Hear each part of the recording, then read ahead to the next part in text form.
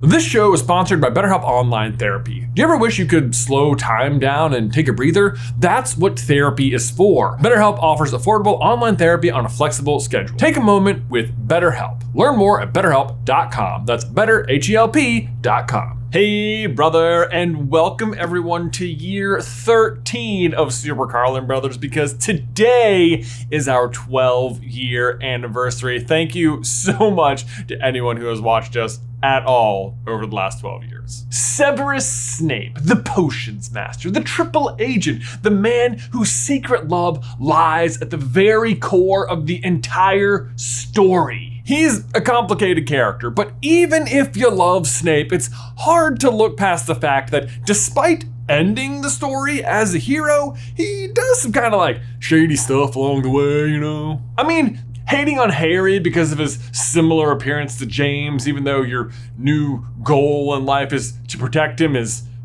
odd. But then there's like bullying the other Gryffindors, like Neville, because he's bad at potions? Like, isn't it your job to make him good at potions? You're like his teacher? Yes. And Neville's situation is so bad, Snape is literally his worst fear. But at the end of the day, you wonder if Neville's skill in potions even mattered at all, because Hermione's pretty great at potions, but, you know, Snape bullies her too. Would you take pride in being an insufferable know-it-all? Then, of course, there's the whole, like, you know, joining the Death Eaters, eavesdropping on the prophecy, asking Voldemort to spare Lily with no concern for Harry or James, and refusing to teach Harry occlumency, which leads to Sirius's death, so not a good list.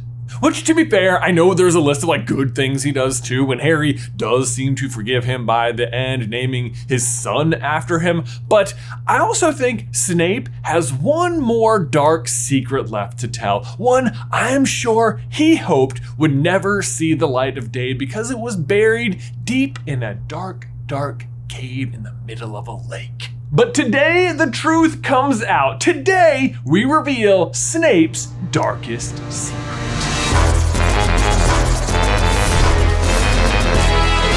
Hey, brother! Have you ever wondered who made the drink of despair in Half-Blood Prince? You know, like the emerald green potion protecting the locket that Dumbledore drinks, which forces him to relive all of his worst memories. Because it's not a very common potion, is it? Possibly even unique. Like, Dumbledore himself can't even seem to make heads or tails of it. This potion cannot be penetrated by hand, vanished, potted, scooped up, or siphoned away, nor can it be transfigured, charmed, or otherwise made to change its nature. I dare say it would take an uncommonly gifted potioneer and master of the dark arts to craft such a thing. Yeah, I'm sure you can see where I'm going with this. Did Snape make the drink of despair? All right, before we dive in proper, I do want to give a huge shout out to Brett's Thoughts, who I first learned this theory from, and who just makes like awesome Harry Potter content here on YouTube at youtube.com/Brett's Thoughts, or on TikTok at Brett's Thoughts. Seriously, go check him out. He has such fun takes on Harry Potter, and I especially like his parody podcast, On Air with the Air, where he acts as Voldemort hosting a podcast. I mean, it is hilarious, so I hope you check it out. But back to business. Is Snape responsible for the potion? Honestly, I think so. First of all, consider this. Snape is a very high-ranking Death Eater. I mean, after Lucius's failure at the Ministry, he pretty much becomes Voldemort's number 2. Voldemort's number 2. Welcome to year 13, people. Fart jokes from here on out. It's nothing but fart jokes from here. Now, it would be easy to think that Snape only achieves that status after killing Dumbledore, but actually, he's already in that spot by the start of Half-Blood Prince. Like, he even confirms that it's Voldemort's plan for him, Snape, to kill Dumbledore after Draco inevitably fails. But I hear you out there, you might be saying, oh, excuse me, what about Bellatrix? Well, let me ask you this. Was she even sent to the Battle of the Lightning-Struck Tower? No. Yeah, she's there in the movie, but reread the books. She's not there. But you never really give a second thought to Snape being second in command, because we, the audience, know that Snape is a good and powerful wizard, but it doesn't really make sense if you think about it. Think about the things Voldemort values in his followers, like power, loyalty, and deadliness in his Death Eaters. And yeah, Snape is powerful. We see him fend off all kinds of attacks throughout the series, but his loyalty? I mean, he's a double agent. Certainly the rest of the Death Eaters have a hard time trusting him based on his actions after Voldemort's downfall. He stays at Hogwarts, he stays close to Dumbledore. Bellatrix even stages a full-on inquisition at the start of Half-Blood Prince. But hey, who cares what the dumb old Death Eaters think? Voldemort knows better than them, right? Well, maybe. But the really curious thing about Snape's rank is his death count as a Death Eater. Because it is eventually revealed that Dumbledore wants Snape to kill him to preserve Draco's soul and not tear it. "That boy's soul is not yet so damaged," said Dumbledore. "I would not have it ripped apart on my account. And my soul, Dumbledore. Mine." Snape's concern suggests that his soul is whole, which is interesting for a top-ranking Death Eater because it means he has never killed anyone. Which, ultimately that's a good thing. I'm not saying, hey, I wish Snape had just killed more people, but it does make you wonder, what makes Snape stand out to Voldemort in such a big way? What does he have to offer him? Could it just be that Snape's a spy, that he's managed to get so close to Dumbledore undetected? Honestly, I would almost think that's reason enough, except then there's Wormtail, the other spy, the other man on the inside for Voldemort. Because while Dumbledore is certainly a big threat, Harry Potter is always considered the biggest threat to Voldemort, and Wormtail is the spy who's able to break through the Potter's defenses. And true, this turns out quite poorly for Voldemort in the end, but Wormtail eventually, makes up for it by helping bring Voldemort back to life. And yes, he is rewarded with the Silver Hand, but he's absolutely never given a seat of honor, never given a high rank, and heck, he doesn't even continue to use Wormtail's ability to transform into a rat. In fact, by the start of Half-Blood Prince, Wormtail is actually nothing more than a servant of Severus Snape, which is crazy. At this point, Wormtail has successfully brought Voldemort back to life, and Snape has done nothing? Why is he given such high status? Because Snape is capable of offering Voldemort something nobody else can. Potions. Which, there can be no doubt, Voldemort himself is also rather skilled in this area. We know he at least invented the potion in the graveyard with Nagini's venom and unicorn blood and a few other choice ingredients that allow him to bring his body back and seal his own fate. But at the end of the day, Snape's potion expertise in the series is second to none, which is saying something considering who he's up against. Even in just his own year at Hogwarts, James and Sirius were considered the best at everything they did. Plus, Lupin was there too, and he was kind of like the Hermione of the time, very studious and bookish compared to his friends. And then Slughorn himself claims that Lily's prowess at potion must be where Harry inherited all of his talents from, and often speaks of how she was one of his best students ever. Ironically, he's actually getting his talents from Snape, so. No matter how you slice it, there can be no doubt who the real potions expert was during their year. Snape, the Half-Blood Prince, who filled his textbook to breaking with notes and adjustments and improvements and suggestions for how to make each and every potion in there more potent and powerful. And not only do we know that he was happy to experiment with all kinds of different ingredients and techniques, but he was also experimental in inventing spells as well. Snape is credited with inventing many useful spells like Muffliato, Levicorpus, and perhaps most infamously, Sectum Sempra. And while we know Snape eventually turns good and lives out his life regretting his decisions, it's not as if he was just, born with a heart of gold. In the beginning, Snape was very interested in the dark arts, even when at school, and even when Lily, the apparent love of his life, was appalled by this. Which I bring up to point out that Snape didn't set out to become a spy for Dumbledore. He was flipped by Dumbledore in exchange for hiding the Potters. But before then, he was fully on Voldemort's side and would have provided any and as many services as he could have. That said, though, I did want to go back and check the window of opportunity here to make sure that everything lined up, and good news, it totally does. We know from Creature that Regulus Black defected from the Death Eaters in 1979, which is the same year Voldemort borrowed Creature to set up the potion in the cave in the first place. That's why he needed Creature, because he wanted someone to test the potion. Then we have Snape, who was of course in the same year at Hogwarts as Sirius, Regulus's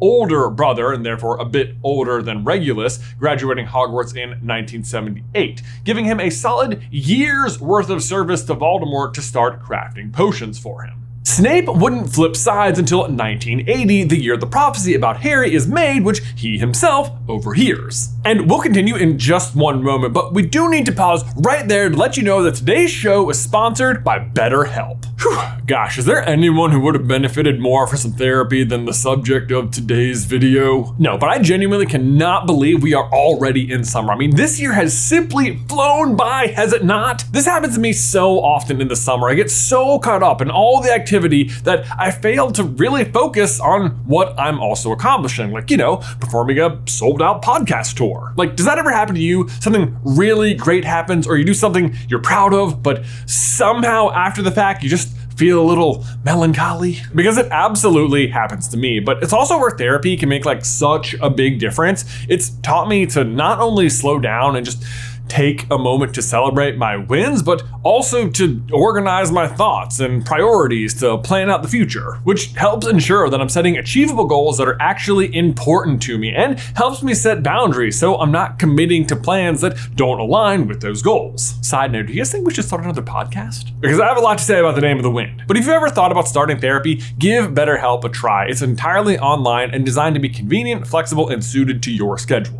Take a moment. Visit betterhelp.com/super today to get 10% off your first month. That's BetterHelp, HELP.com/super. Link is in the description down below. But anyway, back to Snape. All the pieces are lined up. Snape is an expert, if not a generational potioneer. He graduated in 1978, 1 year before the potion was made in 1979, and was a highly motivated young Death Eater eager to prove himself.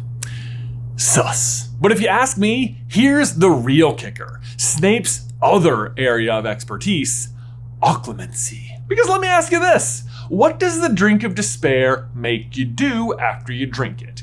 It makes you relive your worst memories. It tortures you with them. Like when Dumbledore drinks it, he is inconsolable. He is on the ground, forced to relive the sight of Grindelwald torturing his family members. And who do we know that is plagued, haunted, driven, possibly even controlled by his own worst memories? Snape. I mean, heck, there's a whole chapter called Snape's Worst Memory. Here on SCB, we often compare Luna and Snape, as each of them sort of represent the outcast of their generation who's constantly bullied or ridiculed, with the big difference being that Luna just lets it all bead off of her, while Snape never lets a single thing go ever. Ever. Ever. Always. Sorry, what was that, Snape? Does all that stuff still bother you? Yes.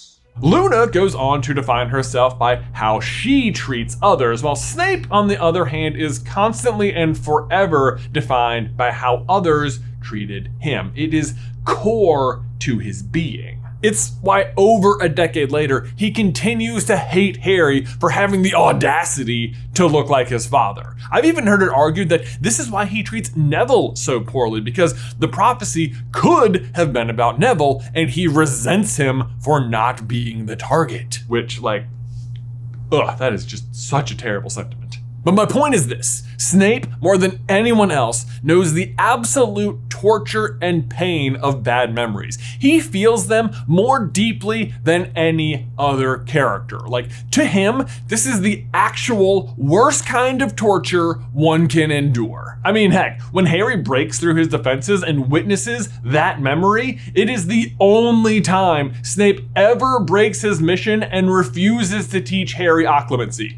Which is really saying something, because At that point, Snape's entire life has been devoted to defeating Voldemort and protecting Lily's son. And as far as Dumbledore is concerned, there is nothing more important than Harry learning occlumency. And yet, the pain of those memories pushes Snape past his promise, past always. So, what does Snape invent for his master, the Dark Lord, a man motivated by evil, pain, and power? He invents a potion that tortures you in the worst way Snape knows how, the drink of despair, which forces the drinker to live out their worst memories.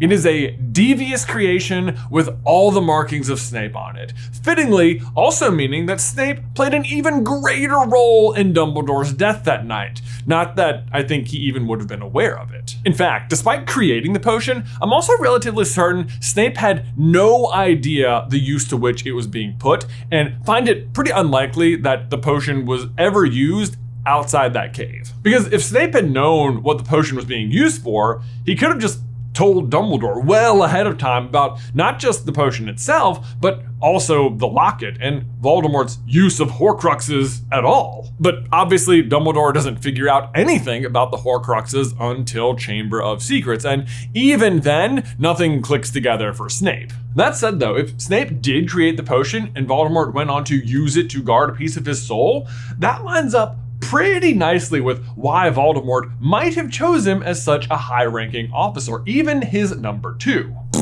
Think about it. Who was Voldemort's hand before Snape? Lucius Malfoy. I mean, arguably Lucius is like the least effective Death Eater ever, but nonetheless, he held the right-hand man spot, and what was he given to guard? The diary, also a Horcrux. I mean, he did a pretty bad job at it and ended up getting it destroyed and tipped off Dumbledore to Voldemort's biggest secret, but hey, no one's perfect, right? The point is, high rank equals Horcrux protector. Same thing is true of Bellatrix. Voldemort gives her the cup to protect in the vault, which she inadvertently leads Harry directly to. Man, I tell you, it's hard to get good help. Either way though, despite being entrusted with these objects, neither Lucius or Bellatrix actually knew what they were at all, or how important they were. They were simply powerful Death Eaters Voldemort thought would make good protectors. But for Snape, this likely worked in reverse. He didn't know what he was making, but at the end of the day, he did end up protecting a Horcrux with his potion, and that led him to a high rank. It's all there. Snape was at the right place at the right time with the right skill set and filled with the exact trauma the potion makes you relive, which also kind of makes you rethink the title of the book, doesn't it? I mean, the Half-Blood Prince is not just Snape, it's not just the secret author of the potions book, it's also the potion itself. Before we go, one more big shout out to Brett's Thoughts. You can check out his channel right here. Lots of really great Harry Potter content. Don't forget to hit the like button and subscribe so you don't miss any other great Harry Potter content just from us right here. But otherwise, Ben, until next time, I will see you in another life, brother.